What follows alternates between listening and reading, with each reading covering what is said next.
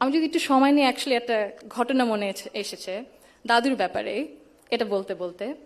দাদু যখন আমাদের সাথে লন্ডনে ছিলেন গত বছর প্রথমের দিকে, উনি যখন এসেছিলেন তখন হাসপাতালে ছিলেন কিছু চিকিৎসার জন্য। ওখানে বিভিন্ন ধরনের বিভিন্ন দেশ থেকে নার্স ছিল, ডাক্তার ছিলেন, এবং একটি নার্স ছিলেন নাইজেরিয়া থেকে, নাইজেরিয়া ওয়েস্ট আফ্রিকাতে। আম্মা আব্বা একদিন দাদুকে সকাল সকাল দেখতে গেছিল।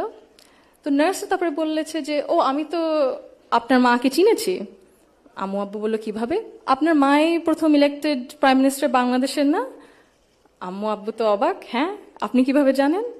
তো নার্স তারপরে বললো যে, আপনাদের যে উনি যে এত কিছু করেছেন এই মেয়েদের শিক্ষার জন্য, specially primary education, food for education, cash for education, এগুলো আমাদের সরকার ওই 35-30 বছর আগে দেখে ইমপ্লিমেন্ট করেছিল।